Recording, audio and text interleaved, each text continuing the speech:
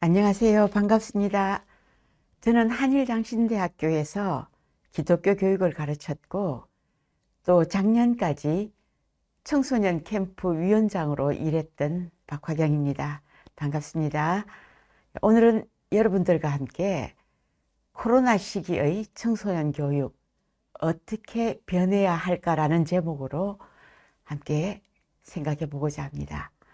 WHO에서 코로나를 쓰나미라고 표현했습니다. 교회에도 쓰나미의 피해가 속출하고 있습니다. 그 중에서도 청소년 부서는 코로나의 피해가 가장 큰 곳입니다. 성인들은 오랜 기간 동안 신앙생활을 해왔고 의식적, 무의식적으로 기독교적 세계관에 의해 살아왔기 때문에 신앙의 회복이 어렵지 않습니다. 반면 청소년들은 학교에서 무신론적 세계관에 기초한 교육을 받고 있기 때문에 이를 극복할 수 있는 기독교 신앙이나 세계관을 체계적이고 지속적으로 교육받지 않으면 신앙을 가지기 어렵습니다. 코로나는 앞으로도 1, 2년간 더 지속될 것으로 전망되는데 적절한 신앙 교육을 더 적극적으로 하지 않는다면 아마 청소년 부서는 초토화될 것입니다. 더구나 코로나가 끝나더라도 과거로 돌아가는 것이 아니라 새로운 시대가 만들어지고 있습니다. 따라서 단순하게 과거를 회복하는 것이 아니라 청소년들의 삶의 정황을 정확하게 분석하고 더 적극적으로 신앙교육을 실시해야 합니다. 가장 먼저 올해도 역시 모이는 것에 제약이 많기 때문에 온라인 교육이 더 활발하게 실시되어야 합니다. 온라인 교육의 필요성에 대해서는 우리 모두가 공감하고 있고 또 적극적으로 노력을 하고 있습니다. 그러나 아직도 온라인 교육에 익숙하지 않은 지도자도 많고 교회 시스템도 미흡한 곳이 많습니다. 교회 시스템을 보완하는 것은 물론 교사나 지도자들이 온라인 시스템을 본 교회에 맞추어서 효과적으로 활용할 수 있는 역량을 키우도록 해야 합니다. 그런데 많은 교사나 교육 지도자들이 대면으로 행해지던 예배나 교육을 온라인으로 송출하면 비슷한 효과가 있을 것이라고 오해합니다. 그러나 온라인 교육은 많은 제한점들이 있습니다. 우선 온라인 교육은 학습자들이 흥미를 가지고 자발적으로 참여하도록 만드는 것이 훨씬 더 어렵습니다. 온라인 교육이 제대로 이루어지기 위해서는 기술적인 면에서 치밀한 계획과 구성이 필요한데 교회의 현실을 감안하면 기대하기가 어렵습니다. 따라서 기술적인 면에서도 질이 떨어지고 예배나 교회 교육이 강제성이 있는 것이 아니기 때문에 학생들이 참여하는 것도 흥미를 갖는 것도 어렵습니다. 또한 교회 교육에서는 친교나 소속감이 매우 중요한 역할을 합니다. 청소년들은 교회에서 친구나 선후배를 만나고 담소하면서 또 다양한 교회 활동들을 함께 하면서 신앙생활에 재미를 느끼게 됩니다. 그리고 그 과정에서 신앙이 자연스럽게 체득됩니다. 그러나 온라인에서는 친교는 물론이고 상호소통도 잘 안 되고 소속감을 갖기도 어렵습니다. 이처럼 온라인 교육은 청소년들이 자발적으로 참여하도록 하는 것도 쉽지 않고 효과도 미미한 경우가 많습니다. 더구나 청소년들은 자신이 참여하지 않으면 관심조차 가지지 않는 경향이 있습니다.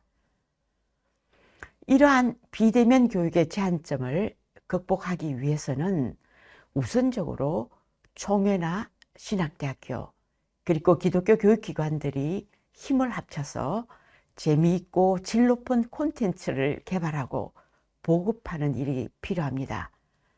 그렇지만 이와 함께 개교의 교사들이나 담당 사역자들은 좋은 콘텐츠들을 적극적으로 찾아내고 효과적으로 활용할 수 있도록 노력해야 합니다.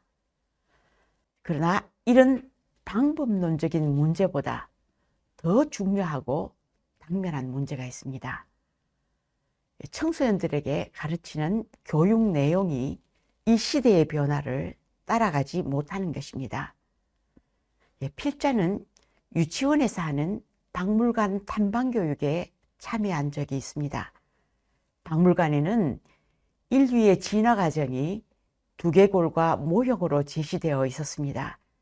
그리고 화석 발굴 과정이나 블랙홀을 체험하면서 우주의 생성과 인류의 진화에 대한 과학적 교육이 실시되었습니다. 우리 청소년들은 유치원 때부터 무신론적 진화론이나 세계관에 입각한 과학 교육을 받으며 자라납니다. 과학이 모든 것의 척도인 과학 시대를 살아가고 있습니다. 이런 청소년들에게 하나님의 창조와 하나님의 살아계심, 하나님의 초월적 역사를 어떻게 가르칠 수 있을까요? 지금까지는 대체적으로 동화적으로 가르쳐 왔습니다.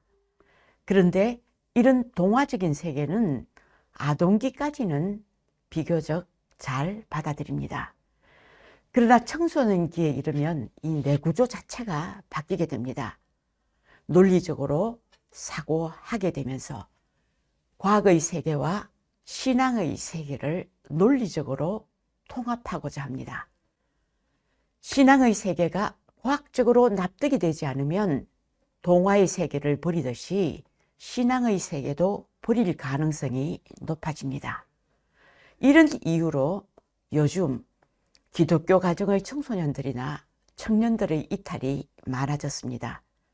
또 비기독교 가정의 청소년들에게 전도도 잘 되지 않습니다. 따라서 그동안 교회가 해왔던 것 같이 성경을 옹호하기 위해서 과학적 이론도를 무조건 부정하는 태도는 바람직하지 않습니다. 그보다는 과학이란 하나님께서 세상을 창조하시고 다스리시는 방법에 대한 연구임을 깨닫게 해야 합니다. 진화나 과학의 한계를 논리적으로 그리고 과학적으로 설명해 주어야 합니다. 이런 작업이 쉽지 않기 때문에 많은 교사들이나 교육자들이 회피하게 되는데 피나는 노력 없이 과학시대를 살아가는 청소년들에게 신앙을 가르치기는 어렵습니다.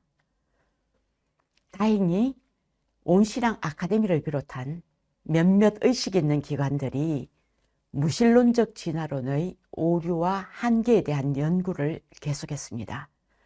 무신론을 극복할 수 있는 창조에 대한 과학적 논증들을 책과 유튜브를 통해 제공하고 있습니다.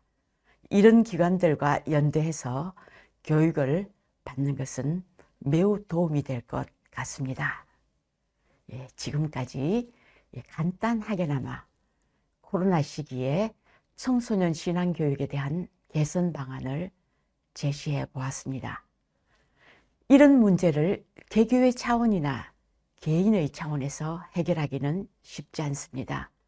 따라서 한편에서는 총회나 노회가 지원 체계를 만들어 교육 내용이나 방법이 다 재미있고도 수준 있는 컨텐츠를 만들어서 보급하고 또 교사나 지도자들을 교육해야 합니다.